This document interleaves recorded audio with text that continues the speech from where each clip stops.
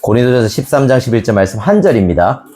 제가 여러분들을 위해서 하나님 말씀을 읽어드리겠습니다. 여러분을 사랑하는 하나님 말씀을 들으십시오. 내가 어렸을 때에는 말하는 것이 어린아이와 같고 깨닫는 것이 어린아이와 같고 생각하는 것이 어린아이와 같다가 장성한 사람이 되어서는 어린아이의 일을 버렸노라. 아멘. 좋습니다. 또 명절은 다들 잘 쉬고 오셨나요? 다들 명절 때 살이 많이 찐다고 하는데 조금 피곤해 보이기도 한데 또 예배를 통해서 이 피곤함이 날아가고 하나님의 은혜가 임하기도 바랍니다. 우리는 계속해서 고린도전서 13장을 통해 사랑에 대한 설교를 듣고 있습니다. 그리고 이 시리즈의 이름도 어찌 사랑하지 않을 수 있는가죠. 아마도 다음번 설교가 시리즈의 마지막 설교가 될 것 같습니다. 이 설교자와 누리는 교회 담임 목사의 작은 바람으로요. 이 설교가 끝난 후에 우리의 입에서요. 하나님과 이웃을 어찌 사랑하지 않을 수 있는가라는 마음과 말이 나오기를 간절히 원합니다. 어찌 사랑하지 않을 수 있는가 6번째 설교는 바로 사랑, 성숙함에 이르는 길입니다. 사랑, 성숙함에 이르는 길. 우리는 지금까지 설교를 들으면서 사랑은 어떤 면에서 어렵고 고통스러운 일이라는 것을 느껴졌을 겁니다. 하지만 재밌게도 성경은 우리의 성장이 이런 고통과 어려움을 통해서 일어난다고 말합니다. 탄탄대로인 꽃길이 아니라 어쩌면 진흙밭 같고 험난한 길을 통해서요 우리의 성장이 일어난다고 말하는 거죠. 그런 의미에서 우리는 사랑이 우리를 성숙하게 만든다는 사실을 알 수 있습니다. 오늘 설교를 통해서 우리는 어떻게 사랑이 우리를 성숙으로 인도하는지를 우리를 어떻게 더 성숙하게 만드는지를 알아보도록 하겠습니다. 저는 오늘 3가지 대지로 설교를 하려고 해요. 첫 번째, 어린아이로부터 시작하기. 어린아이로부터 시작하기. 두 번째, 어떻게 성숙해질 수 있는가? 어떻게 성숙해질 수 있는가? 마지막 3번째, 성숙한 어른이 된다는 건 뭔가? 성숙한 어른이 된다는 건 뭔가입니다. 먼저 어린아이로부터 시작하기입니다. 우리 11절 말씀인데 오늘 본문 한번 읽어볼까요? 11절입니다. 시작. 내가 어렸을 때에는 말하는 것이 어린아이와 같고 깨닫는 것이 어린아이와 같고 생각하는 것이 어린아이와 같다가 장성한 사람이 되어서는 어린아이의 일을 버렸노라. 오늘 본문인 11절은 사실 10절을 설명하기 위한 하나의 비유입니다. 10절은 이거거든요. 온전한 것이 올 때에는 부분적으로 하던 것이 폐하리라. 이 부분적인 것과 온전한 것을 어린아이와 어른으로 비유한 겁니다. 이에 대한 전체 내용은 다음 주 마지막 설교 때 알아볼 거고 오늘은 이 11절에 집중해 보도록 하겠습니다. 오늘 본문에서 말하는 어린아이는 헬라어로 네피오스라고 하는데 이는 말을 못하는 사람, 미성숙한 자라는 의미를 가집니다. 그리고 바울은 이렇게 말하는 거예요. 우리가 어린아이 같은 시절이 있으나 결국에는 성장해서 어른이 될 거고 이때 우리는 어린아이의 일을 버릴 거라고요. 어른이 되면 더 이상 어린아이처럼 굴지 않는다라는 말입니다. 바울은 우리의 신앙을 어린아이와 어른으로 비유한 거예요. 신앙에도 어린아이 시절이 있으나 결국에는 성장해서 뭐가 된다고요? 어른이 된다고 말하는 거죠. 바울은 결국 뭘 말하고 싶은 걸까요? 결국 사랑은 성숙을 요구한다는 걸 말합니다. 사랑은 어린아이에서 머무는 게 아니라 결국 성숙해서 어른이 돼야 된다고 말한다고요. 그런데 우리가 유심히 봐야 할 부분이 있습니다. 바울은 오늘 구절에서요. 내가 어렸을 때라고 말합니다. 이건 이런 말이에요. 모든 사람들이 신앙의 어린아이 시절이 있다는 겁니다. 여기에 앉아있는 우리의 신앙 수준은 서로 다를지 모릅니다. 하지만 우리 모두의 공통점은 어린아이의 시절을 거치지 않은 사람은 단 한 사람도 없다는 겁니다. 결국 모든 그리스도인들의 신앙은 어린아이로부터 시작된다라고 성경은 말하는 거죠. 그렇다면 이 개념이 왜 중요한지를 말씀드리도록 하겠습니다. 우리가 어린아이인지를 아는 거예요. 어린아이부터 시작한다는 이 개념 말이죠. 여러분 혹시 기독교와 동호회의 차이를 아시나요? 기독교가 세상에서 말하는 어떤 문화적인 클럽이나 사교 모임과 어떤 차이가 있을까요? 최근 들어서 러닝 열풍이 불면서 많은 사람들이 러닝 크루라고 불리는 동호회에 가입을 합니다. 그들은 함께 달리고 교제를 합니다. 사람들이 러닝 크루에 가입하는 이유가 뭔가요? 나와 같은 취미를 가진 사람들을 만나고 그들과 교제하기 위해서입니다. 그리고 이건 러닝 크루뿐만 아니라 우리가 속해 있는 대부분의 모임들도 마찬가지입니다. 우리 중에서 개모임을 하시는 분들이 있을 겁니다. 장모님도 개모임 하시나요? 네. 그죠? 그 개모임을 하는 이유가 뭔가요? 돈을 모아서 서로에게 이익을 가지고 서로 함께 여행도 가고 밥도 먹고 좋은 관계를 가지자는 거죠. 외로운 현실 가운데 좋은 관계를 맺고 유지할 수 있게 하는 게 바로 개모임입니다. 그럼 개모임, 러닝크루, 이런 여러 동호회들, 이런 모임들의 공통점이 무엇인 거죠? 나의 삶을 좀 더 괜찮게 만들어준다는 겁니다. 외로운 나의 삶에 친구를 더해주고 혼자 즐기던 취미를 함께 해주는 사람들을 더해주고 결국에 우리는 이 모임을 통해서 나 자신에게 유익을 누립니다. 유익이요. 그런데 생각해 보세요. 우리가 동호회나 개모임을 끊을 때가 있습니다. 모임을 더 이상 안 나가고 이제 나갈 필요가 없다라고 느낄 때가 있죠. 언제인가요? 내 본업에 영향을 줄 때입니다. 내 삶의 동호회가 별로 도움을 되지 않을 때, 내 삶의 동호회 자체가 그다지 나에게 유익을 주지 않는다고 생각할 때 우리는 더 이상 그 모임에 나가지 않을 겁니다. 그런 의미에서 우리가 동호회나 모임에 나가는 이유는 내 삶이 좀 더 나아지고 유익해지기 위해서입니다. 그렇죠? 자, 그럼 동호회를 가입하는 것과 교회를 다닌다는 건 대체 어떤 차이가 있는 걸까요? 겉으로 보긴 비슷하잖아요? 자, 2019년도에 미국의 퓨 리서치라고 하는 신뢰받는 기관에서 사람들이 왜 교회를 다니는지에 대해 설문조사를 했습니다. 그리고 1위부터 3위까지가 나왔는데요. 교회를 다니는 사람들이에요. 1위는 하나님과 가까워지기 위해서 81%였습니다. 많은 사람들은 기독교의 원래 목적을 잃지 않는 결과를 보여주는 거죠. 하지만 2위와 3위를 들어보세요. 2위, 더 나은 사람이 되기 위해서 자기 발전의 목적으로 69%. 그리고 3위는 뭘까요? 자녀에게 도덕적인 토대를 제공하기 위해서 37%. 자녀가 교회에 와서 착하고 선하고 좋은 걸 도덕적으로 좋은 사람이 되기를 원한 거죠. 우리는 이 설문조사를 통해 한 가지를 유추할 수 있습니다. 많은 사람들은 교회를 신앙을 가질 목적으로 다니기도 하지만 동시에 내 삶이 나아지고 뭔가 이익을 얻기 위해서 교회를 다니기도 한다는 말입니다. 그리고 이건 어떤 의미에서 사람들은 교회를 동호회에 가입하듯이 생각하기도 한다는 의미입니다. 혹시 유학이나 이민을 간 주변 분들이 있으신 분 계신가요? 그런 분들은 이런 분의 얘기를 들어보셨을 겁니다. 유학이나 이민을 가는 사람들 중에 상당수가 한인교회에 등록을 한다고 합니다. 그리고 이들 중에 그리스도인이 아닌 사람도 많습니다. 교회를 다니지 않는 사람인데 교회에 등록하는 거죠.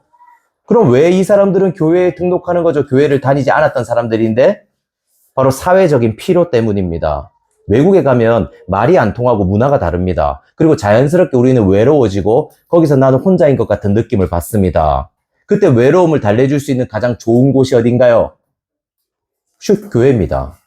교회에 가면 말이 통하는 한국 사람을 만날 수 있고요. 운이 좋으면 한국 음식도 먹을 수 있고 친구들도 만들고 내 외로움을 달랠 수 있고 시간도 함께 보낼 수 있습니다. 이때 교회에 온 많은 사람들의 목적은 뭐죠? 신앙이 아닌 거죠. 자신의 삶에 교회라는 유익을 하나 더 더하는 겁니다. 무슨 말인지 이해하시겠습니까? 많은 사람들은 기독교를 이런 식으로 생각합니다. 내 삶에 본업이 있고 내 삶에 내가 가진 가치관과 삶의 방식이 있는데 거기에다가 기독교라는 유익을 하나 더하는 거라고 생각하는 거죠. 동호회를 가입하는 것 정도로 생각하는 겁니다. 교회를. 하지만 성경은 분명히 말합니다. 여러분이 기독교를 믿는다는 것은 동호회를 가입하는 것과 차원이 다른 일이라고요. 보십시오. 성경은 여러분이 기독교를 받아들인다는 것은 여러분의 인생에 유익을 한두 개를 더하는 게 아니라고 말합니다. 여러분의 인생을 업그레이드 시키기 위해서 교회를 다니는 게 아니라고요. 들어보세요. 오히려 여러분의 인생을 리셋합니다. 리셋. 그리고 완벽히 다른 새로운 인생을 사는 게 기독교를 믿는 거라고 말합니다. 아까 말했는데요. 우리가 동호회를 언제 그만 나가고 언제 끊어버린다고 했죠? 나의 본업에 영향을 주고 나에게 이익이 없다고 생각할 때입니다. 하지만 기독교는요. 우리의 본업을 영향을 주는 정도가 아니라 어떻게 하죠? 우리의 본업을 리셋시킵니다. 우리의 삶 자체를 엎어버립니다. 그리고 완벽하게 새로운 삶을 제시하죠. 성경은 이를 거듭남이라고 말합니다. 거듭남이요. 영어로 하면 거듭남은 이거예요. 리본. 뭔가요? 다시 태어난다고요. 이런 의미에서 여러분이 기독교를 받아들인다는 건 어쩌면 아주 위험한 일이기도 합니다. 왜냐하면요, 우리의 삶이 다시 모든 것이 리셋되고 다시 태어나야 한다는 의미이기 때문이죠.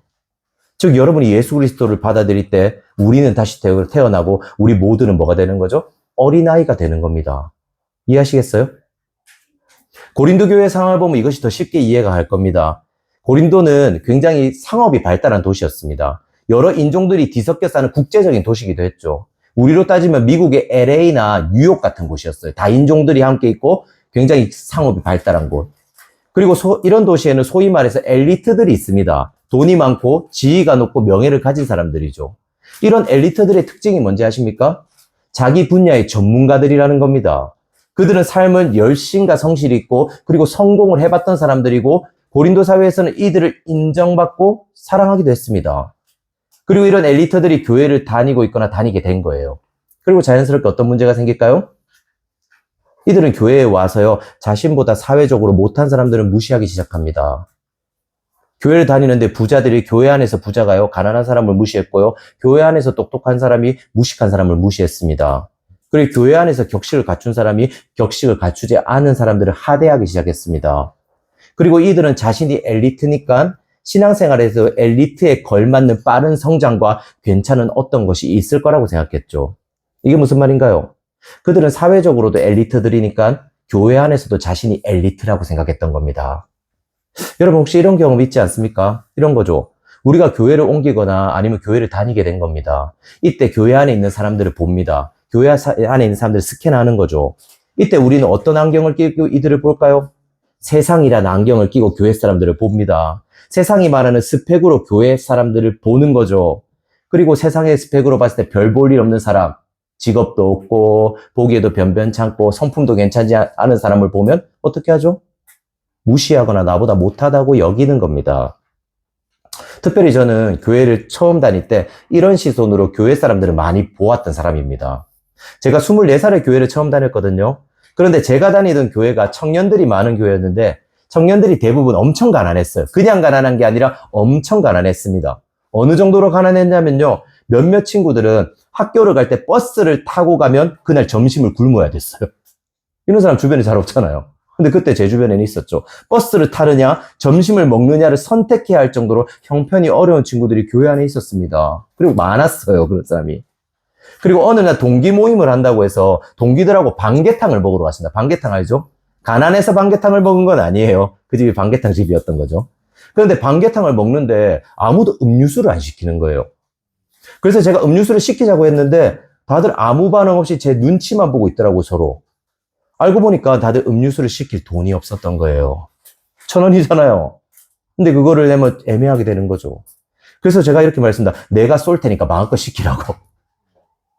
그리고 저는 이런 상황들을 경험하면서요, 알게 모르게 이들에게 우월감을 가지게 되었습니다. 이들이 무언가를 살 때 망설이는 걸 보고요, 버스를 타야 될 때 밥을 먹어야 하나 망설일 때가 있었고요, 이때마다 저는 어떻게 했는가 하면 이들에게 밥을 사줬고, 이들에게 빵을 사줬고, 이들에게 음료수를 사줬고, 이들에게 돈을 주기도 했습니다. 저는 이들에게 계속해서 선행을 베풀었어요. 그들을 불쌍히 여긴 거죠. 하지만 사실 그때 제 마음은 이랬습니다. 이들을 저보다 못한 존재를 여기기도 했던 거예요. 아이고, 이 가난한 것들. 아이고, 이 사회적으로 보면 불쌍한 것들. 사실 그때 신앙이 제가 제일 없었거든요. 근데 저는 제가 사회적으로 돈이 조금 있다는 이유로 이 신앙이 있는 친구들을 어떻게 한 거죠? 저보다 하대한 거죠. 그리고 저를 조금 더 뛰어난 존재라고 생각했던 겁니다. 돈이 있으니까요. 이처럼 우리는 기독교를 믿는다고 말하면서도 성경이 말하는 기준이 아니라 세상의 기준으로 우리는 누군가와 나를 비교하고 나를 우월하다고 생각하는 경향이 있습니다. 세상의 기준에서 나는 우월합니다. 그런데 세상적으로 아무것도 가진 것이 없는데 교회에 와서 신앙만 열심히 하는 사람이 있습니다. 이때 자연스럽게 우리는 어떻게 생각하죠? 그 사람보다 내가 낫다고 생각합니다. 내가 신앙이 더 없는데도 불구하고 사회적으로 내가 더 괜찮으니까 내가 저 사람보다 나아라고 생각하는 거죠. 그래서 우리는 이런 생각을 하기도 해요. 들어보세요. 교회를 다니지만 교회 안에서도 어느 정도 세상적인 성공을 해야지만 괜찮은 그리스도인이라고 생각하는 겁니다. 그렇지 않나요, 여러분? 정말 신앙이 좋은데 가난하고 힘들게 사는 사람이 있습니다. 정말 신앙이 좋아요. 근데 가난하고 고통스럽게 삽니다. 그런데 적당히 신앙이 있습니다. 근데 이 사람은 되게 부유하고 젠틀하고 아주 멋진 사람입니다. 여러분은 어떤 사람이 더 괜찮다고 생각하나요? 어떤 사람을 더 멋지다고 생각하죠? 물론 가난한데 힘들게 신앙생활을, 좋은 신앙을 가진 사람이 멋지다고 말할 겁니다. 그럼 제가 이렇게 물어볼게요. 여러분은 어떤 사람이 되고 싶나요? 여러분은 솔직히 어떤 삶을 살고 싶죠? 가난하지만 신앙이 있는 삶을 살고 싶나요? 아니면 신앙이 적당히 있지만 부유한 삶을 살고 싶나요? 대부분은 말할 겁니다. 적당히 신앙이 있으면서 부유하고 젠틀한 사람이 되고 싶다고요. 또 이런 것도 있을 거예요. 신앙이 약한 서울대생이 있습니다. 신앙이 약한 서울대생. 근데 신앙이 좋은 고신대 학생이 있는 겁니다.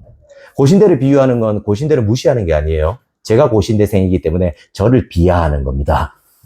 이때 고신대 학생이 서울대 학생에게 신앙에 대해서 뭔가를 조언해 줍니다.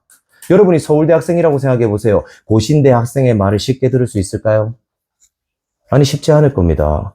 서울대 학생이 보기에도 고신대 학생이 신앙은 좋아 보일 수 있습니다. 하지만 여전히 나는 서울대생이라는 자부심이 누군가로부터 무언가를 쉽사리 배우지 못하게 만듭니다.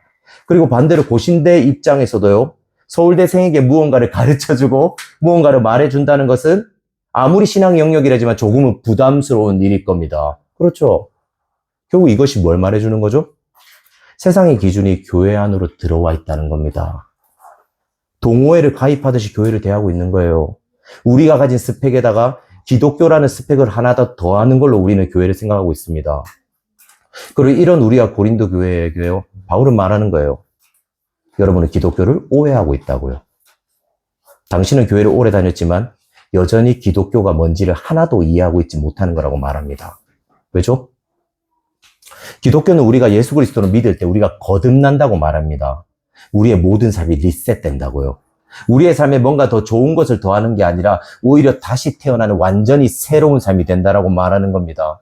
그리고 이거는 이런 의미예요. 들어보세요.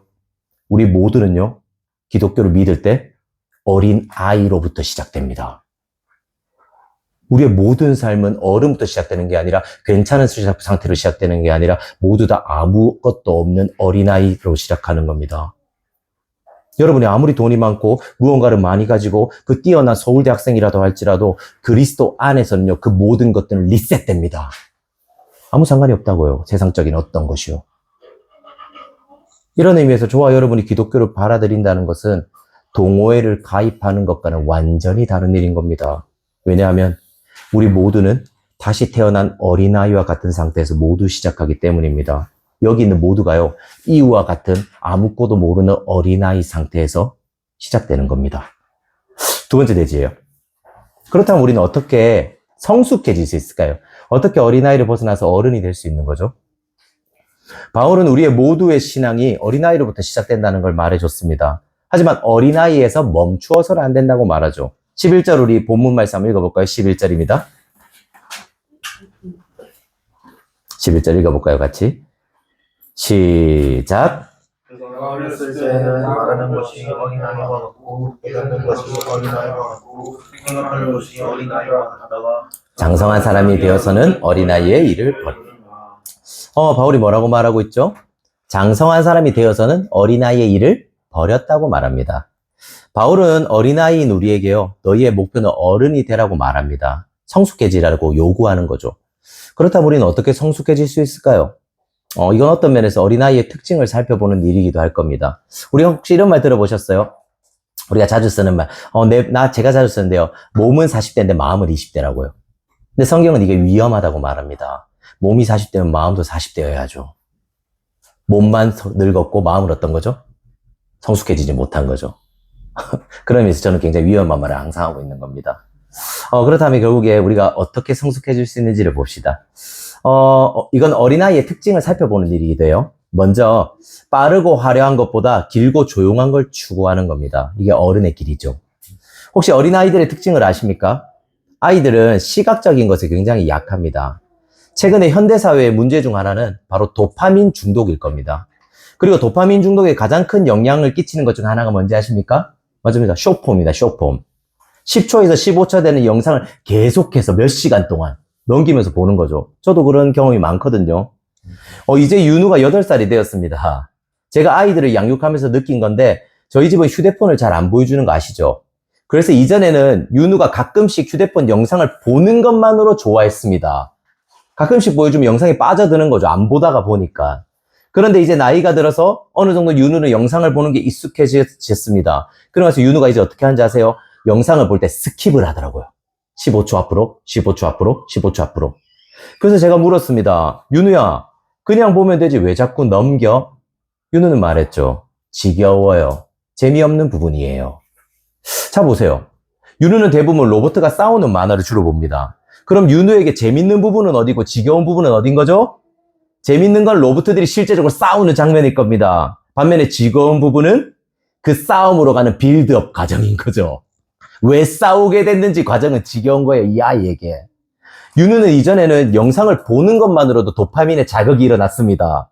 그런데 이제는 보는 것만으로 만족이 안 되는 겁니다. 훨씬 더 재밌고 훨씬 더 자극적인 걸 찾게 되는 거죠. 그걸 봐야지 이제 만족이 되는 거예요. 그리고 이건 윤우의 얘기만은 아닐 겁니다. 우리의 특징이기도 하죠. 생각해 보세요. 우리도 유튜브를 볼 때 스킵할 때가 많습니다. 그리고 우리는 스킵보다 더 좋은 방법이 있죠. 뭐죠? 1.5배속이요. 저는 요즘 대부분의 드라마를 1.5배속으로 봅니다. 왜 이렇게 하는 걸까요? 드라마는 보고 싶습니다. 하지만 조금이라도 지루하거나 느린 것을 참을 수가 없는 겁니다. 우리는 길고 느리고 답답하고 지루한 거를 참기 힘들어합니다. 그렇지 않습니까? 또 이런 것도 있을 거예요. 저는 양육을 많이 합니다. 양육을 하다 보면 몇몇 분들은 양육을 하기 전에 엄청 기대를 합니다. 양육을 하면 자신이 얼마나 변하게 될까? 자신이 지금 신앙 침체기인데 양육을 통해서 이것을 금방 깨고 나올 수 있을 거라고 생각합니다. 그렇게 저가 양육을 시작하거든요. 그런데 양육을 하고 나서 이런 말을 하는 거죠. 제가 생각한 것만큼 극적이지는 않네요. 제가 생각한 것만큼 양육이 엄청 감동적이거나 새롭지는 않았어요. 왜 이런 말을 하는 거죠? 금방 변화될 거라고 기대했기 때문입니다. 양육을 받으면 내 신앙이 금방이라도 자라고 금방이라도 회복할 거라고 생각했던 거죠. 내 신앙이 1.5배속이나 2배속으로 성장할 거라고 기대했던 겁니다. 그런데 실제로는 그렇지 않았던 거죠.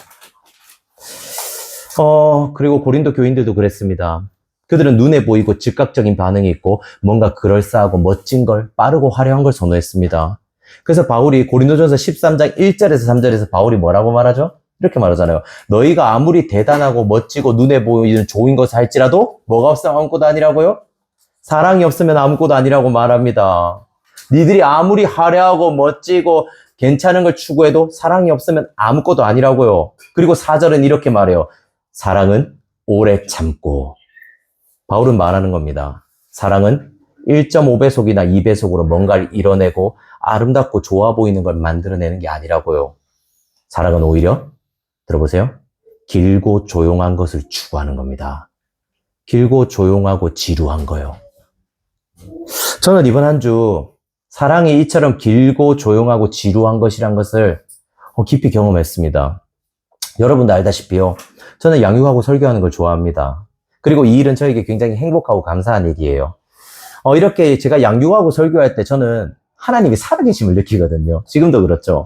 내가 복음으로 막 충만하고 내가 복음을 잘 누리고 있고 복음이 진짜 아름답구나라는 것을 저는 설교나 양육을 통해서 느낍니다. 하지만 지난 한 주 동안요. 이유가 많이 아팠습니다. 이후에 고열이 심하게 났고 설사도 계속했고 무엇보다 이유가 잠도 자지 않고 계속해서 울고 보챘습니다. 그리고 저와 아내는 육체적으로나 정신적으로 지쳐갔죠. 이때 제가 느낀 감정이 뭔지 아십니까? 기쁨이 없다는 거였습니다. 기쁨이 하나도 없었어요. 저는 그저 이렇게 생각했죠. 그저 이 고통스러운 시간들이 1.5배속이나 2배속으로 빨리 흘러가기만을 바랬습니다. 스킵하고 싶었죠, 그 고통을. 저는 이렇게 힘들고 고통스러운 시간을 보내면서 사실은 하나님의 살아계심을 경험하지 못했습니다. 무엇보다 이 고통을 겪으면서요, 이 지루한 시간, 이 인내해야 되는 시간을 겪으면서요, 복음이 저에게 와닿지가 않았습니다. 복음이 저에게 아름답게 느껴지지 않았던 거예요. 이 시간만큼은. 그럼 여러분에게 물어보죠. 저는 양육하거나 설교할 때 복음의 아름다움을 맛보고 경험합니다. 그런데 삶에서 이유를 케어해주는 시간에는 복음의 아름다움을 경험하지 못했습니다. 무슨 차이가 있는 걸까요? 무슨 차이가 있길래 어떨 때는 복음의 아름다움을 경험했다가 어떨 때는 복음의 아름다움을 경험하지 못하는 거죠? 바로 사랑은 길고 조용하고 지루한 걸 추구하는 거라는 것을 잊어버린 거예요. 저는 양육하고 설교할 때 반응이 빨리빨리 옵니다. 이 작업은 힘든 일이지만 이게 제가 좋아하는 일이고 제가 벌린 일이기 때문에 저에게 복음을 누리기 딱 좋은 일입니다. 어떤 의미에서 이 일은 저에게 빠르고 화려한 일인 거죠. 왜냐하면 제가 사람을 살아있으면 느끼는 일이에요. 양육과 설교는 도파민이 풍기는 일이죠. 하지만 이유를 보는 일은 고통스러웠던 거예요. 아파서 찡얼대는 걸 계속해서 참고 인내해야만 하는 일이죠. 빠르고 화려한 게 아니라 길고 조용한 것을 추구해야 되는 일인 겁니다. 도파민이 터질 게 전혀 없는 일이라고 이유를 돌보는 일은. 그래서 저는 여기서 복음의 아름다움을 경험하지 못한 겁니다. 왜냐하면 저는 여전히 어린아이와 같은 모습이기 때문이죠.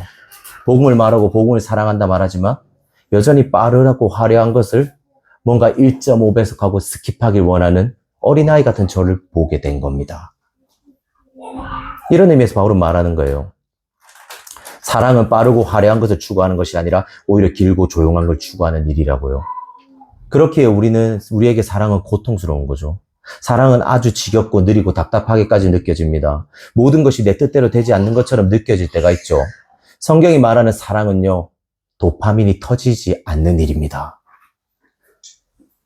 하지만 성경은 말해요. 로마서 5장 3절 4절이거든요. 들어보세요. 다만 이뿐 아니라 우리가 환난 중에도 즐거워하나니 이는 환난은 인내를, 인내는 연단을, 연단은 소망을 이루는 줄 알미로라. 바울이 소망을 이루는 과정을 말합니다. 그런데 이 중에 여러분이 보기에 빠르고 화려하고 멋진 게 있나요? 여러분이 추구하고 싶고 도파민이 터질 만한 게 있나요? 하나도 없습니다. 환난은 인내를, 인내는 연단을. 하지만 이 길고 지겹고 느리고 답답한 과정을 통해 결국 우리는 뭘 얻게 되는 거죠? 연단은 소망을 이루는 줄 알미로다. 이 길고 조용한 일을 통해서 우리는 성장한다고요. 우리는 빠르고 강한 걸 통해서 성장하는 게 아니라 길고 조용하고 느리고 지루한 일을 통해서 성장한다고 말하는 겁니다.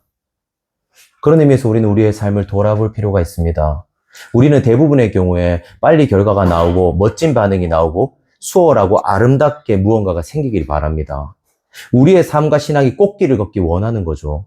내가 뭔가를 마음먹으면 짠 하고 그 마음에 맞는 결과가 나타나고 내가 뭔가를 시도하면 시도하는 대로 잘 풀리고 그리고 내가 누군가의 용기를 내서 화해를 시도하면 그 사람도 기다렸다는 듯이 화해가 되고 내가 기도를 하면 그 기도 제목이 반드시 이루어지고 아니면 이루어지지 않더라도 비슷하게라도 이루어지고 우리는 이런 식으로 하나님이 일하시길 원합니다.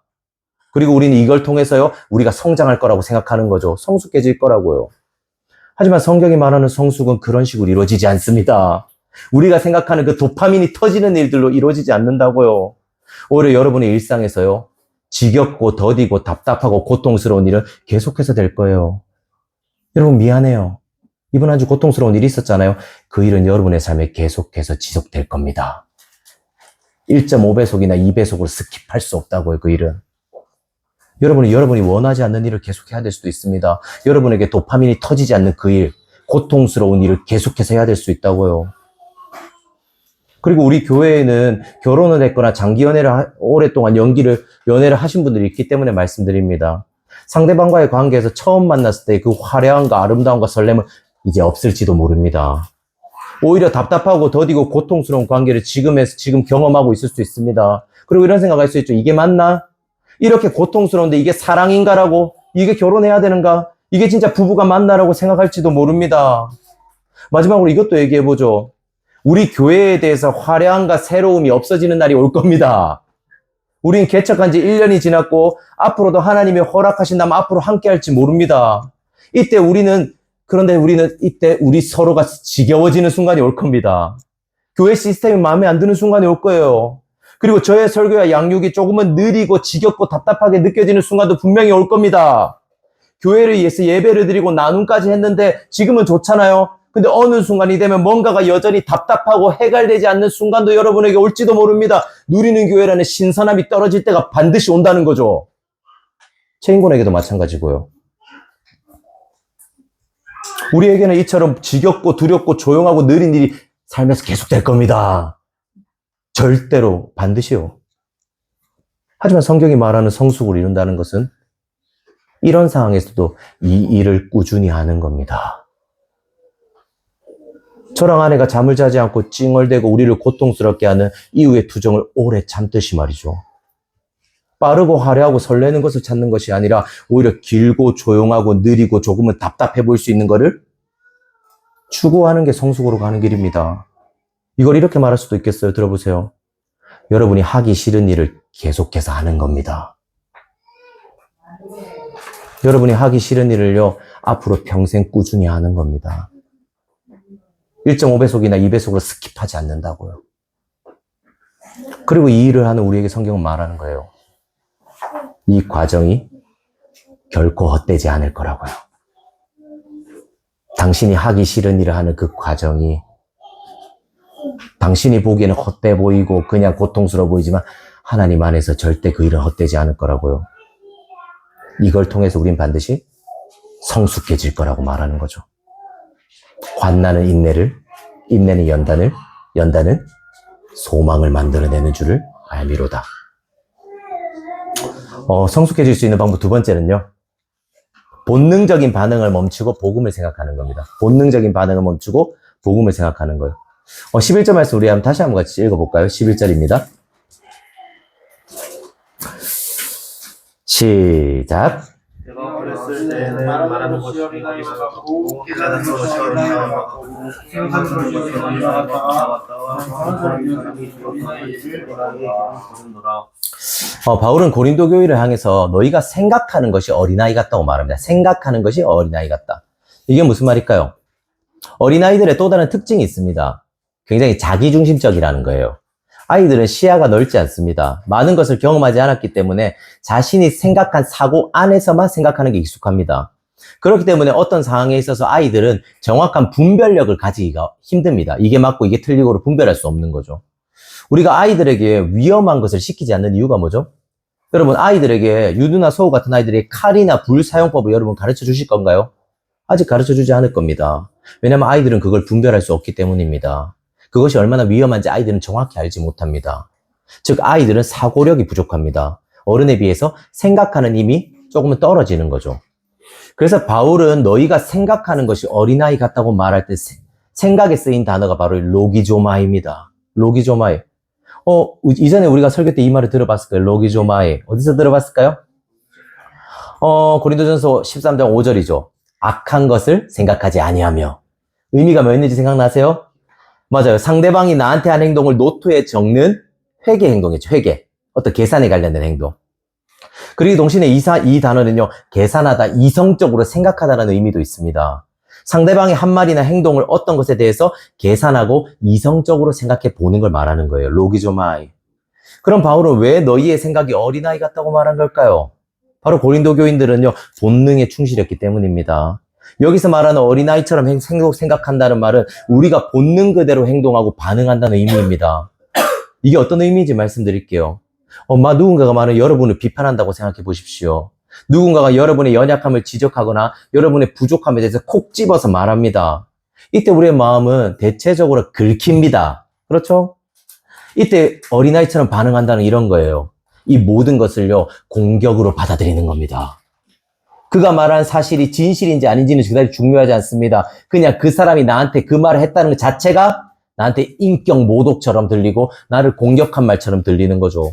그리고 우리는 폭발합니다. 그런 말을 한 사람에게요. 이게 어린아이처럼 반응한다는 겁니다. 생각해보면 우리도 그럴 때 있지 않나요? 누군가가 나에게 긁는 말을 할 때 우리는 반응합니다. 적극적으로 반응하냐 소극적으로 반응하냐 차이가 있을 뿐이지 우리는 이에 반드시 반응합니다. 본능적으로요. 화를 내거나 선을 그어버리는 거죠. 또 우리가 예상하지 못하는 상황이나 우리가 싫어하는 일을 해야 되는 상황에서도요, 우리는 본능적으로 반응합니다. 이런 거죠. 아, 짜증나. 아, 힘들어. 대체 내가 이걸 왜 해야 되는 거야? 그리고 이런 말도 하죠. 대체 왜 나한테 이런 일이 생기는 거지? 왜 나만 이런 일을 당해야 되는 거야? 이처럼 어린아이들은 어떤 것에 대해서요, 본능적으로 반응합니다. 하지만 바울은 성숙의 태도에 대해서 로기조마이라고 말해요. 로기조마이. 생각하라고요. 계산하고 이성적으로 생각해보라고 말하는 겁니다. 생각해보세요. 로기조마이의 뜻 그대로 어떤 상황이 생겼을 때 로기조마이가 뭐였죠? 노트를 꺼내서 쓰는 거라고 했잖아요. 우리는 어떤 상황이 생겼을 때 노트를 꺼내서 펜을 들고 그걸 씁니다. 이건 무슨 말인가 하면요. 그 시간 동안 우리가 생각할 시간이 있다는 거예요. 그렇지 않나요? 어떤 말을 들었을 때 바로 반응하지 않고 뭐라는 거죠? 노트를 꺼내는 시간이 있고 펜을 꺼내는 시간이 있고 그걸 적으면서 또 쓰는 시간이 있는 거죠. 이런 식으로 하면 우리의 생각할 시간이 생기는 겁니다.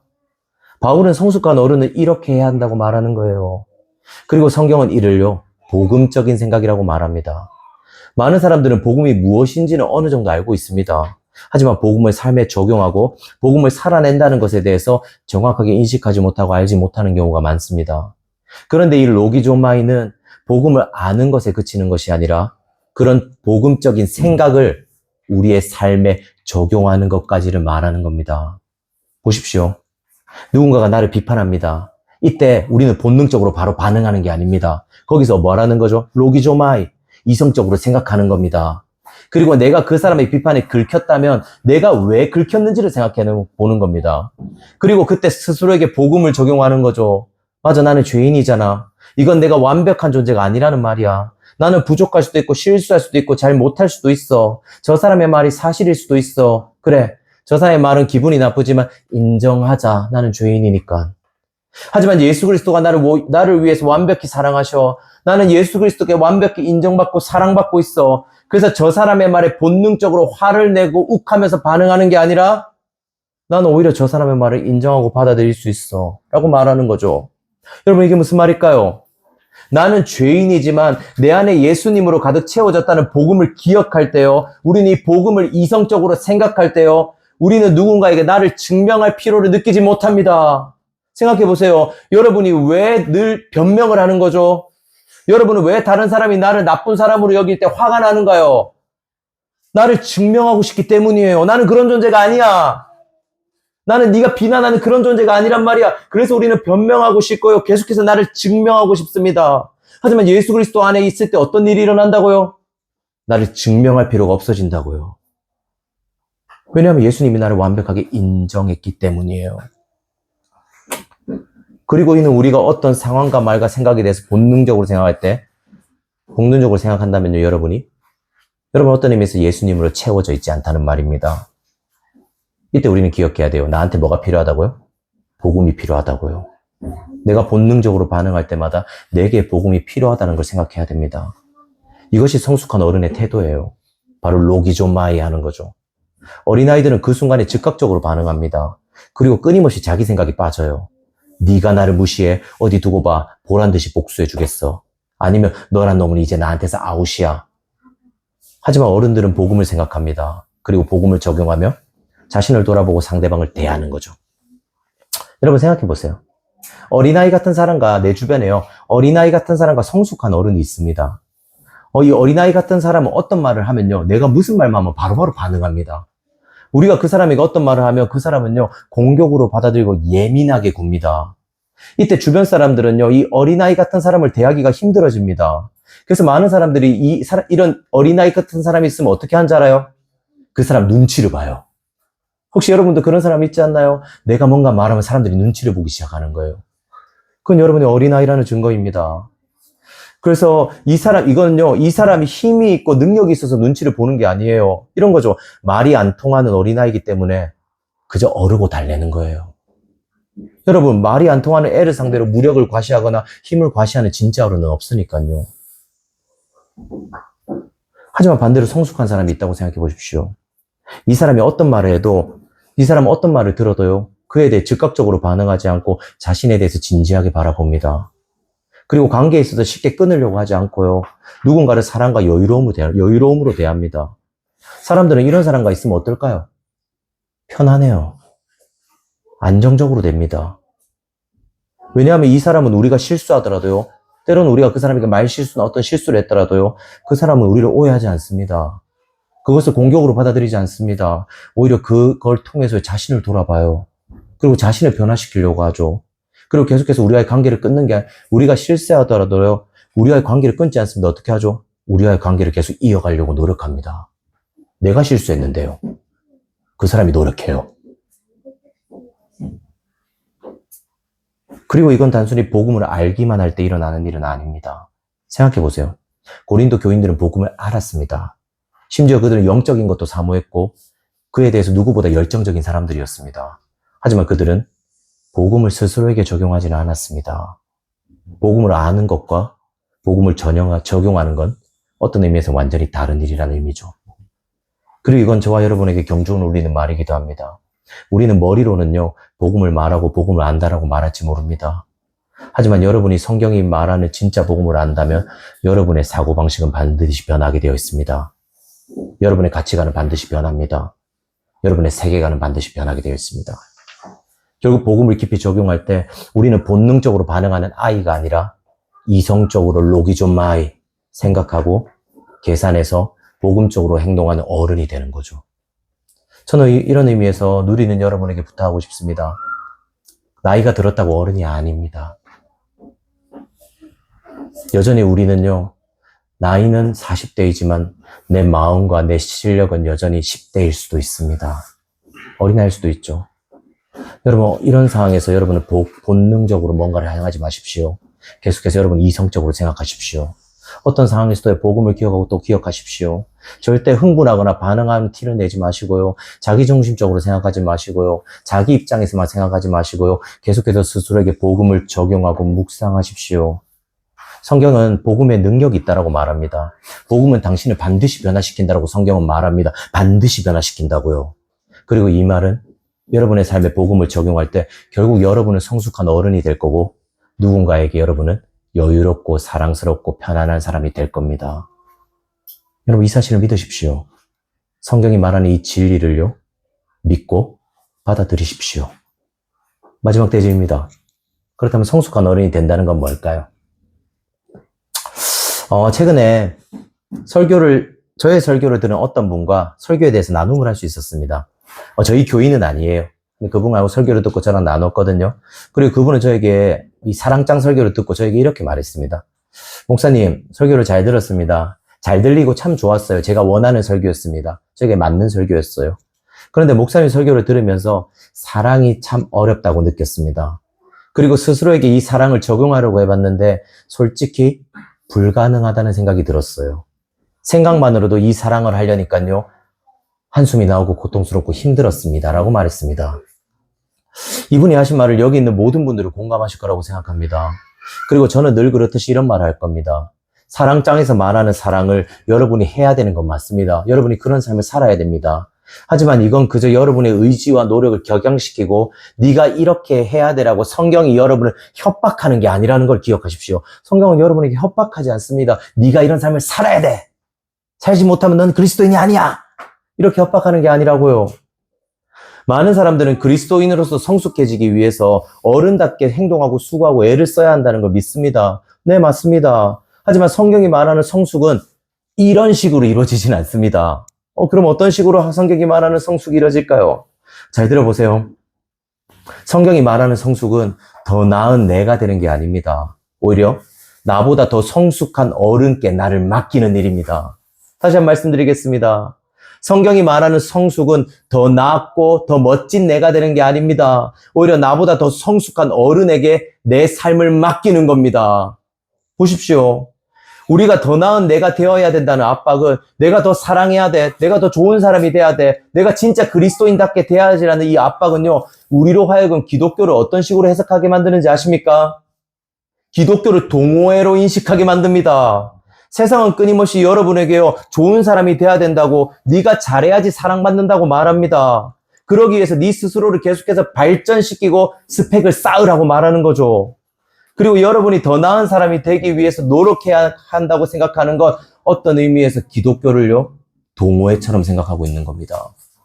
지금보다 더 나은 사람이 되기 위해서 하나님을 이용하는 거죠. 하지만 기독교는 그런 게 아닙니다. 앞서서도 말씀드렸죠. 기독교를 믿는다는 것은 완전히 다시 태어난다는 의미입니다. 거듭남이요, 리본, 다시 태어난다고요. 나는 완벽히 새로운 삶을 부여받았고 이전과 나는 완전히 다른 사람으로 다시 태어난다는 의미가 기독교를 믿는다는 의미입니다. 그리고 여러분, 우리가 태어날 때 우리가 다시 태어난다고 생각해 봅시다. 우리는 어떤 상태죠? 태어나자마자 여러분은 어른인가요? 태어나자마자 청소년인가요? 태어나자마자 어떤 상태죠? 어린아이입니다. 생각해 보십시오. 어린아이가 할 수 있는 건 뭔가요? 어린아이가 어떻게 어른이 될 수 있죠? 아무 도움 없이 어린아이가 그저 스스로 어른이 될 수 있나요? 우리 이웃가요, 할머니나 할아버지나 저의 도움 없이요, 성숙한 어른이 될 수 있나요? 불가능합니다. 어린아이가 혼자 어른이 되는 건 불가능합니다. 그럼 어린아이에게 뭐가 필요하다고 성경은 말하는 거죠? 노력이 필요하다고 말하나요? 수고가 필요하다고 말하나요? 너 스스로 뭔가를 잘해내야 된다고 성경은 말하는 걸까요? 어린아이들에게? 아니죠. 성경은 말하는 겁니다. 어린아이에게 뭐가 필요하다고요? 어른이 필요합니다. 어린아이를 보살펴줄 수 있고, 어린아이를 가르쳐줄 수 있고, 어린아이를 지켜줄 수 있고, 사랑해줄 수 있는 성숙한 어른이요. 어린아이가 자라나기 위해서는요, 어린아이의 노력과 수고와 애씀이 주로 필요한 게 아닙니다. 그보다 어린아이를 위해서 자신의 삶을 내던져줄 어른이 필요합니다. 그리고 성경은 그런 분이 있다고 말하는 거죠. 어린아이 같은 우리를 위해서요, 자신의 삶을 내던진 분이 있다고 말합니다. 이유가 아플 때 저와 아내가 우리의 삶을 내던지잖아요. 그런 것처럼 우리를 위해서 자신의 삶을 내던진 분이 있다고 말합니다. 누구죠? 예수 그리스도입니다. 그리스도는 누구보다 성숙한 어른이었습니다. 성경을 깊이 읽어보신 분들은 이 말에 공감할 겁니다. 그분의 삶은 결코 빠르거나 화려하지 않았습니다. 그분의 삶은 1.5배속이나 2배속 스킵이 없었습니다. 아주 느리고 길고 조용한 시간이었죠. 그분이 이 땅에 오실 때 단순히 인간의 존재로만 오시지 않았습니다. 그분은 천지를 창조하신 하나님이셨습니다. 여러분, 이것이 어떤 의미인지 아십니까? 그분은 신이시기 때문에요. 자신의 미래와 자신의 앞날을 모두 알고 계셨습니다. 그리고 이 말은 그분은 자신의 삶이 결코 환영받지 못하고 고통스럽고 인내하고 견뎌야 되는 삶이란 걸 아셨다는 의미예요. 우리는 고통을 경험할 때 어떤 생각을 주로 하나요? 여러분 지금 삶이 힘든 분도 있잖아요. 주로 어떤 생각을 하죠? 우리의 앞길이 꽃길이 아니라 가시밭길이라는 걸 알 때, 여러분이 알게 된다면 여러분 어떤 마음을 가지나요? 이 모든 시간이 1.5배속이나 2배속으로 흘러갔으면 좋겠다라고 생각합니다. 이 모든 고통이 빨리 지나가게 해주세요. 이 고통이 빨리 스킵할 수 있게 해주세요. 이곳에서 너무 많은 시간을 보내지 않게 해주세요라고 여러분은 기도하고 말할 겁니다. 그렇죠? 그리고 예수님은 자신이 가야 할 길을 이미 알고 계셨습니다. 어떤 고통이 기다릴지를 그분은 알고 계셨죠. 그럼에도 그럼 그분이 이렇게 기도할 수 있지 않았을까요? 하나님, 이 모든 시간들을 1.5배속이나 2배속으로 가게 해주세요. 어차피 십자가를 지면 끝나는 게임이잖아요. 그럼 십자가로 가는 과정을 빠르게 스킵해서 결국 십자가에 매달려서 죽고 마무리할 수 있게 해주세요. 예수님 입장에서 이렇게 기도할 수 있지 않았을까요? 하지만 그리스도는 그렇게 하지 않으시죠. 그분의 삶은 아주 길고 아주 느렸습니다. 33년의 세월 동안 모든 고통과 인내와 기다림을 경험하신 후에야 예수님이 십자가에 매달리십니다. 그리고 십자가에서 그분의 시간도 결코 짧지는 않았습니다. 그분은 모든 고통을 다 경험한 뒤에야 십자가에 매달리셨고 거기서도 오래 머무셨죠. 결코 그 시간에 예수님이 이렇게 기도하지 않았다고요. 이 시간이 빨리 지나가게 해주세요. 하나님 나 빨리 그냥 죽게 해주세요. 빨리 죽어서 이 고통에서 벗어나서 빨리 편하게 해주세요라고 예수님은 기도하지 않았습니다. 오히려 예수님은 십자가에서요. 천천히 지겹게 그리고 느리게 우리를 위해 십자가에서 매달려 계셨습니다. 그리고 그분은 길고 느리고 조용한 시간을 보내면서요. 단 한순간도 본능대로 행동하지 않았습니다. 물론 그분은 죄가 없으시기 이렇게 생각할 수 있을 거예요, 여러분. 그분이 죄가 없기 때문에요. 본능적으로 행동하지 않지 않나라고 생각할 수 있을지 모릅니다. 죄가 없으니까 우리처럼 죄스러운 반응이 안 나오겠지라고 생각하는 거죠. 하지만 우리는 이 점을 기억할 필요가 있습니다. 들어보세요. 그분이 당한 고통은요, 자신의 죄 때문이 아니었습니다. 그분은 인간들의 죄 때문에 고통당하세요. 인간들은 자신의 죄로 그분을 욕하고 무시하고 쫓아내고 불의한 재판을 하고 예수님을 버립니다. 이게 무슨 말인가요? 그분은 심판자로서요, 죄를 지은 인간을 그 자리에서 심판할 수 있었다고요. 본능적으로 했다면 그분이요. 예수님은 자신을 모독하고 무시하고 수고롭게 하고 자신을 하나님처럼 여기지 않는 모든 존재들을요, 그 자리에서 즉시 지옥에 던져 넣을 수 있는 하나님이셨습니다. 이것이 그분의 본능이었어요. 본성이었죠. 심판자로서의 하나님이요. 그리고 그분이 본능대로 했다면 어땠죠? 여기서 예배 드릴 수 있는 사람 아무도 없습니다. 그분이 본능 그대로 여러분을 대했더라면요, 이 자리에 여러분은 앉아 있을 수도 없어요. 번개 맞고 이미 죽었겠죠. 하지만 그분이 어떻게 하시죠? 그렇게 하지 않는 거예요. 그분은 인간들에 대해서 끝까지 오래 참으십니다. 그리고 그렇게 할 수 있었던 이유가 무엇인가요? 그분은 모든 상황에서요, 로기조마이, 이성적으로 생각하셨어요. 모든 상황에서요, 그분은 자신이 이 땅에 온 목적을 생각하셨습니다. 모든 상황에서요, 그분은요, 하나님의 뜻만을 생각했습니다. 그리고 모든 순간 어떻게 할 수 있었죠? 생각함으로써, 적용함으로써 인내할 수 있었던 거죠. 죄인은 우리에 대해서도 말이죠. 그리고 마지막 순간에도 그분은 우리를 향한 심판을 우리에게 돌리지 않습니다. 오히려 그 순간에도 이렇게 말하죠. 아버지, 저들의 죄를 사하여 주십시오. 자신이 고통받는 상황이에요. 자신이 곧 죽게 생겼습니다. 근데 어떻게 저들의 죄를 사해달라고 말하는 거죠? 저들의 죄 때문에 십자가에서 죽어가고 있는데요. 그분은 끝까지 로기조마이 한 거예요. 끝까지 이성적으로 생각했죠. 자신이 완성해야 될 그 복음을 생각하신 거예요. 그리고 이렇게 말하죠. 테텔레스타이. 다 이루셨다고요. 그분이 우리를 향한 모든 일을요, 이 긴 시간, 이 답답하고 이 지루하고 이 힘든 시간을 단 한순간도 본능적으로 반응하지 않으므로요, 이 모든 일을 완성하십니다. 그분이 우리를 위해서요, 우주에서 가장 완벽한 뭐가 된 거죠? 성숙한 어른이 된 거예요. 성경은 우리에게 말합니다. 우리가 성숙해질 수 있는 유일한 방법은 내가 더 나은 내가 되는 것이 아니라 나보다 성숙한 분에게 뭘 맡기는 거예요? 나를 맡기는 거라고요. 사랑하는 여러분, 성숙한 어른이 오늘도 당신과 함께 있습니다. 성숙한 어른이 오늘도 어린아이 같은 우리의 손을 잡고요, 우리와 함께 가고 계십니다. 여러분은 결코 혼자가 아니에요. 그리고 우리가 결코 잊지 말아야 될 사실은 하나입니다. 우리는 그저 우리가, 이걸 기억하세요. 우리가 어린아이라고 인정하면 됩니다. 하나님, 나는 어린아이입니다 라고 말하면 됩니다. 여러분, 하나님 앞에서 어른인 척 할 필요가 전혀 없습니다. 생각해 보세요. 8살짜리 아이가 자신이 20살이라고 말합니다. 8살짜리 아이가, 우리 윤우가요, 나는 20살이에요. 나는 어른이에요 라고 말합니다. 근데 여러분이 보실 때 이건 어떠죠? 이것만큼 어리석은 일은 없습니다. 어린아이가 어른이라고 말하는 것만큼 바보 같은 일은 없습니다. 어린아이가 해야 될 건 뭐죠? 나를 이끌어 주세요. 나를 보살펴 주세요. 나를 사랑해 주세요. 당신을 믿고 신뢰합니다라고 어린아이는 성숙한 어른을 기대면 됩니다. 누린 여러분, 그리스도께 오십시오. 진짜 어른이신 그리스도께 오십시오. 그리고 그분께 나의 인생을 맡기십시오. 그때 우리는 진짜 성숙한 어른으로 자라나게 될 겁니다. 네. 우리 한번요, 찬양하고 기도했으면 좋겠습니다.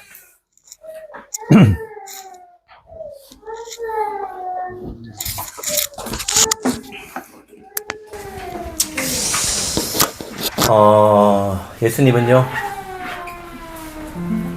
어린아이 같은 우리를 부르고 계세요. 참 아이러니하잖아요. 설교를 들으면서 어린아이가 막 내가 잘하려고 하는 거예요. 막 이유가 지금 막 잘하려고 하는 거죠. 나 스스로 살아낼 거야. 나 스펙을 더 쌓을 거야.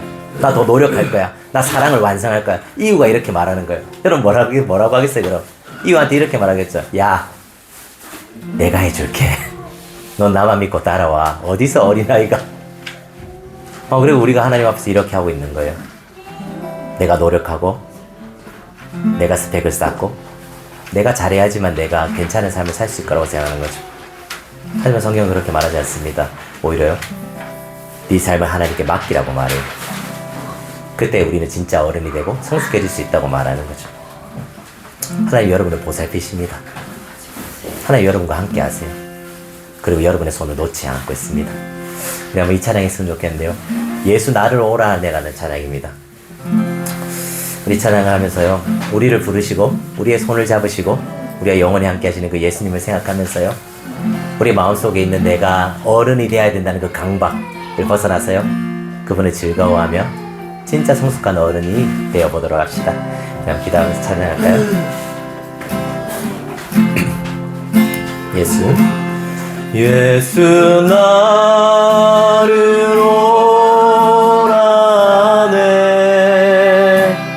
예수 나를 오라네. 어디든지 주를 따라 주와 같이 가려네. 겟세마네 동산까지. 겟세마네 동산까지 주와 함께 가려하네. 피땀 흘린 동산까지 주와 함께 가려네. 심판하실 자리까지 심판하실 자리까지 주와 함께 가려하네. 심판하실 자리까지 주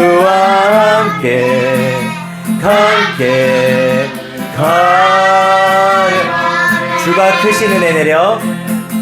주가 크신 은혜 내려. 나를 항상 돌보시고 나를 항상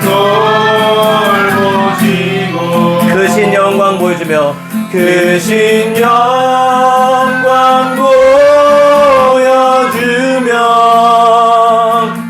나와 함께 가실 주의 인도하심 따라. 아멘. 주의 인도하심 따라. 주의 인도하심 따라. 어디든지 주를 따라. 어디든지 주를 따라 주와 같이 가. 우리 다시 한번 찬양해. 주의 인도하심 따라. 주의 인도하심 따라. 주의 인도하심 따라. 어디든지 주를 따라. 어디든지 주를 따라 주와 같이 가야네. 아멘. 여러분이 한번 기도했으면 좋겠는데요. 우리는 어린아이 같은데도 계속해서 어른인 척을 할 때가 있어요. 여러분 그럴 때 있잖아요. 누군가가 나한테 이런 말을 하는 거죠. 너 어린아이 같아 하면요, 우리는 급발진해요. 왜죠? 자기가 어른이라고 생각하거든요. 근데 성경은 우리에게 말합니다. 네가 아직 어린아이라고요. 그리고 여러분, 어린아이가 살아갈 수 있는 유일한 방법이 뭔지 아세요? 성숙한 어른을 의지하는 거예요. 우리 이웃가 살아갈 수 있는 유일한 방법은요, 엄마 아빠를 의지하는 거예요. 어린아이는 절대 혼자 살아갈 수 없습니다. 그리고 신앙도 마찬가지예요. 신앙은 여러분의 어떤 열심과 성실로 뭔가를 해낼 수 있는 동호회가 아니에요. 동호회는 그게 가능하죠. 여러분이 열심히 하고 최선을 다하면 사랑받을 수 있어요. 하지만 성경은 그렇게 말하지 않습니다. 기독교는 오히려요, 그 성숙한 어른께 나를 맡기라고 말합니다. 여러분, 예수님은 진짜 좋은 분이에요. 진짜 어른이세요. 그분은 단 한 번도요 우리에게 본능적으로 반응하지 않으셨고요. 그분은 단 한 번도요 그분은 계속해서 삶에서요 우리를 위해서 계속해서 참으시고 인내하시고 기다리셨어요. 우리를 위해서요. 이런 분에게 여러분의 삶을 맡길만 하지 않습니까? 여러분이 부여잡고 가는 인생보다 이런 분께 맡긴 인생이 여러분 더 행복하지 않을까요? 여러분 인생을 책임져야 된다는 게 여러분 얼마나 부담스러운 일인지 아시잖아요. 여러분의 자녀를 이끌고 가야 된다는 게 얼마나 힘든 일인지 아시잖아요. 난 이렇게 연약한 사람인데. 하지만 성경은 말해요, 완벽한 하나님께 여러분을 맡기라고요. 우리 한번 기도합시다. 하나님, 나는 어린아이입니다. 그리고 나는 당신께 내 인생을 맡기기 원합니다. 그리고 나의 손을 놓지 않으시는 당신을 끝까지 당신의 손을 붙들고 가고 싶어요. 나의 손을 놓지 않으시는 당신을 끝까지 따라가고 싶습니다 라고요. 나의 인생을 이끌어주세요. 나의 삶을 도와주시고 함께 해주세요 라고요. 이 시간 우리 삶을 예수님께 맡기면서 더 나아갈까요? 하나님 아버지, 이 시간 우리의 삶을 예수님께 맡깁니다. 하나님, 우리는 여전히 하나님을 사랑하기보다 내가 여전히 뭔가를 하려고 하고 내가 뭔가 노력하려고 내가 책임지려고 합니다. 하지만 하나님, 이 시간 하나님께 나의 삶을 맡기기 원합니다. 내 삶의 주인이시고 나의 완벽한 성숙한 어린 대신에 당신께 나의 삶을 맡기기 원합니다. 주님, 내가 당신을 좀 바라볼 수 있게 도와주십시오. 여기 있는 누리는 모든 성도들이 자기 자신을 바라보고 자신을 의지하는 것이 아니라 오직 성숙한 진짜 어린 대신 예수 그리스도만을 바라보고 예수 그리스도만을 의지할 수 있게 도와주십시오. 그분께 나의 삶을 맡기고 그분께 나의 모든 것들을 드릴 수 있게 도와주십시오. 그리고 하나님, 이걸 통해서 이성적으로 생각해 볼 수 있게 도와주십시오. 나의 삶을 내가 이끌고 가는 것이 맞는지 아니면 당신에게 맡기는 것이 좋은지에 대해서 기쁨을 생각할 수 있게 도와주시옵고, 우리의 삶에서 이 성숙한 어른을 닮아서 끊임없이 복음을 적용하고 누릴 수 있게 우리 가운데 은혜를 베풀어 주십시오. 하나님 아버지 감사합니다. 성경은 우리에게 로기조마이아라고 말합니다. 이성적으로 생각하라고 말하지요. 그리고 하나님, 우리는 이성적으로 생각하기 원합니다. 내가 내 인생의 주인이 되는 것이 행복한 일인지, 아니면 우리를 위해서 자신의 목숨마저도 아끼지 않는 진짜 성숙한 어른이 예수님께 내 삶을 맡기는 것이 좋은 일인지 우리는 이성적으로 생각하기 원합니다. 그리고 우리는 결국 우리의 삶을 예수님께 드리길 원합니다. 그렇게 우리는 성숙해져 갈 겁니다. 우리는 진짜 그리스도를 닮은 그리스도인이 되길 원합니다. 하나님이 이곳에 있는 모든 자들에게 이런 은혜를 베풀어 주시었고, 이곳에 있는 모든 자들이 나는 어린아이예요 라고 말하는 걸 두려워하지 않게 도와주시었고, 어린아이에게 진짜 어른이 필요하다는 사실도 영원히 기억할 수 있게 도와주십시오. 이 모든 말씀 예수님의 이름으로 기도드렸습니다. 아멘. 이제는 주 예수 그리스도의 은혜와